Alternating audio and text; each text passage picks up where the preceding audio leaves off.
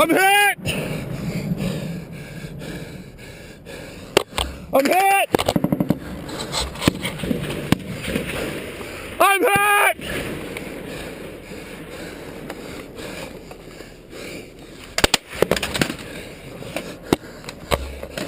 Ah! Fuck!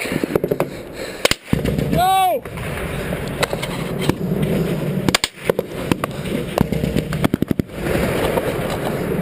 Help me!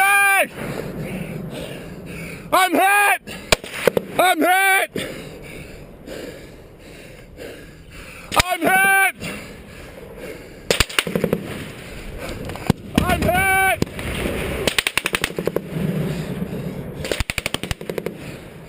I'm hit!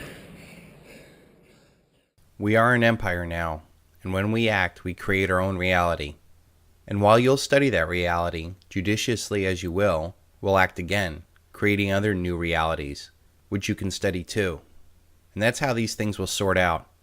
We're history's actors, and you, all of you, will be just left to study what we do. Karl Rove. We are an empire.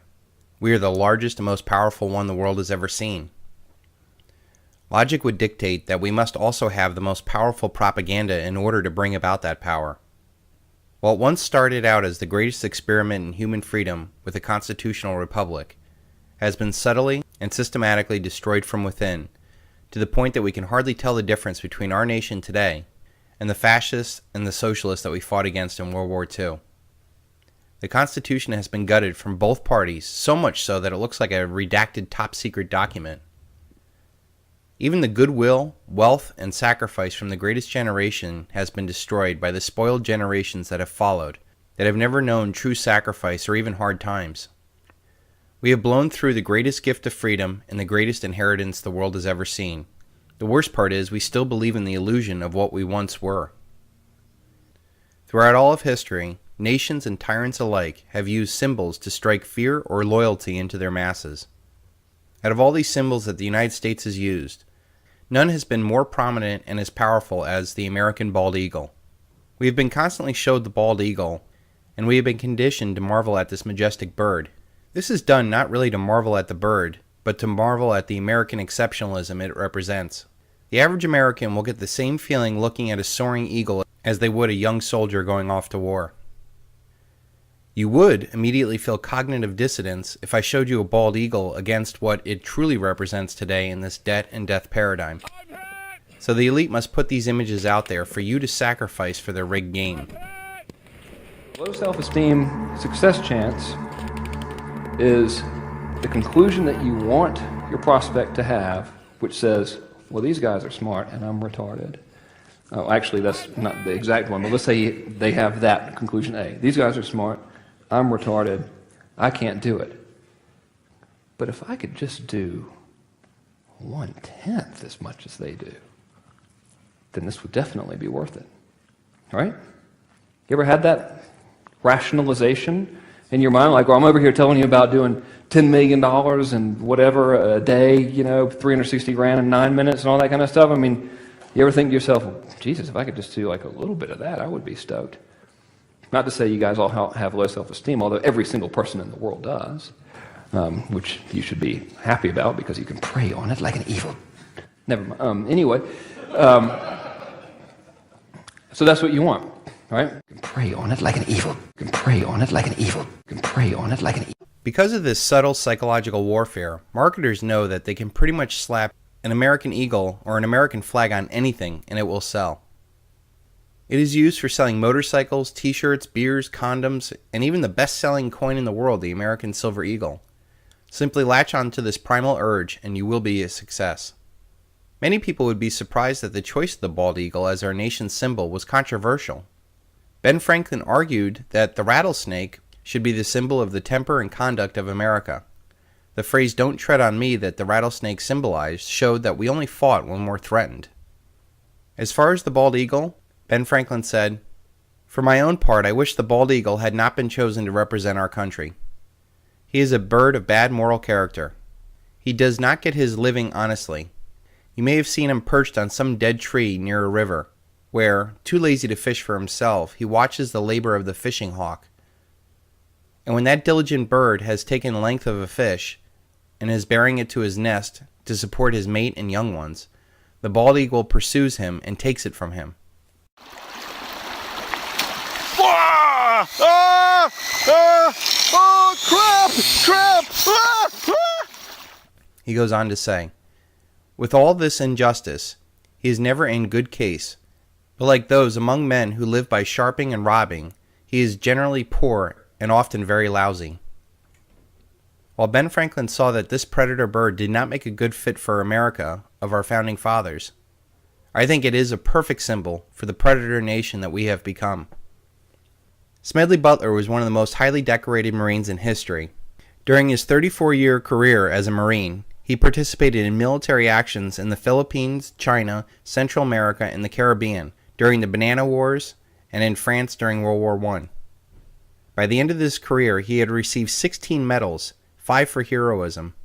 He is one of 19 men to twice receive the Medal of Honor, and one of 3 to be awarded both the Marine Corps' Brevet Medal and the Medal of Honor, and the only Marine to be awarded the Brevet Medal and 2 Medals of Honor, all for separate actions. 2 years after exposing a fascist coup to take over the United States government headed by Prescott Bush, George H.W. Bush's grandfather, General Butler wrote a book called War is a Racket. In it, he said, I spent 33 years and 4 months in active military service, and during that time period I spent most of my time as a high-class muscle man for big business, for Wall Street and the bankers. In short, I was a racketeer, a gangster for capitalism. I helped make Mexico, especially the Tampico, safe for American oil interests in 1914. I helped make Haiti and Cuba a decent place for national city bank boys to collect revenues in. I helped in the raping of half a dozen Central American republics for the benefit of Wall Street. I helped purify Nicaragua for the international banking house of Brown Brothers in 1902 and 1912. I brought light to the Dominican Republic for the American sugar interests in 1916. I helped make Honduras right for the American fruit companies in 1903. In China in 1927, I helped see that Standard Oil went on its way unmolested. Looking back, I might have given Al Capone a few hints. The best he could do is operate his racket in 3 districts. I operated in 3 continents. What General Butler described is the birth of the debt and death empire. What started out as a grand constitutional republic based on individual freedom, it has been co-opted by the same parasites we once fought against in revolutions and war. The process has been subtle and progressive. Like a cancer, it grows. This warning was echoed by President Eisenhower in his final address to the nation.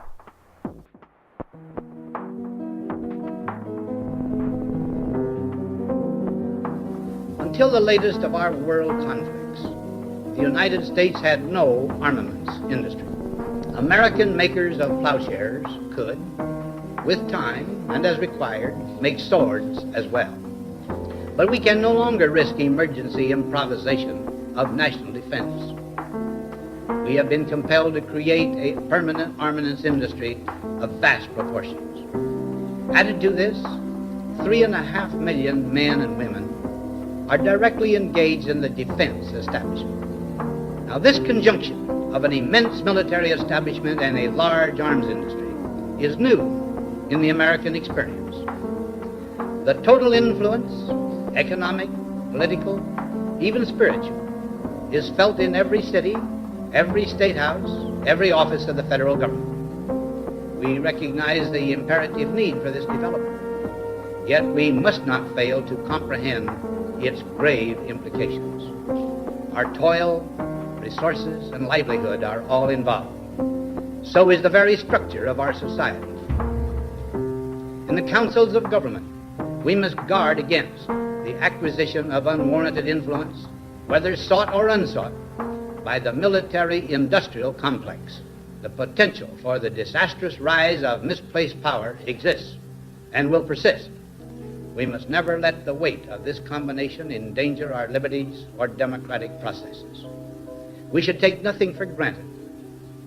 Only an alert and knowledgeable citizenry can compel the proper meshing of the huge industrial and military machinery of defense with our peaceful methods and goals, so that security and liberty may prosper together. John F. Kennedy also made a speech prior to his assassination, pleading with the press to expose this evil that sought to infiltrate and destroy America. The very word secrecy is repugnant in a free and open society, and we are, as a people, inherently and historically opposed to secret societies, to secret oaths, and to secret proceedings. For we are opposed around the world by a monolithic and ruthless conspiracy that relies primarily on covert means for expanding its sphere of influence, on infiltration instead of invasion, on subversion instead of elections, on intimidation instead of free choice. It is a system which has conscripted vast human and material resources into the building of a tightly knit, highly efficient machine that combines military, diplomatic, intelligence, economic, scientific, and political operations. Its preparations are concealed, not published. Its mistakes are buried, not headlined. Its dissenters are silenced, not praised. No expenditure is questioned, no secret is revealed. That is why the Athenian lawmaker Solon decreed it a crime for any citizen to shrink from controversy. But I am asking your help in the tremendous task of informing and alerting the American people, confident that with your help, man will be what he was born to be, free and independent.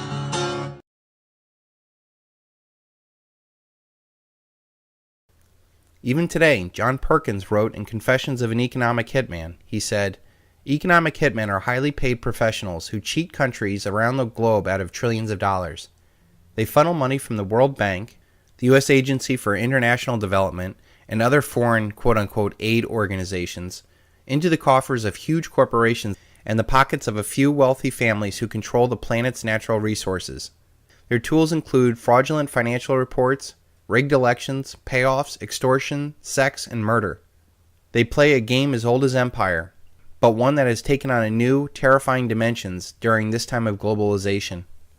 So while Ben Franklin felt that the bald eagle was a poor choice to represent the revolutionary American spirit because it was like men who lived by sharping and robbing, I think this predator is a perfect symbol of the debt and death empire we are now today.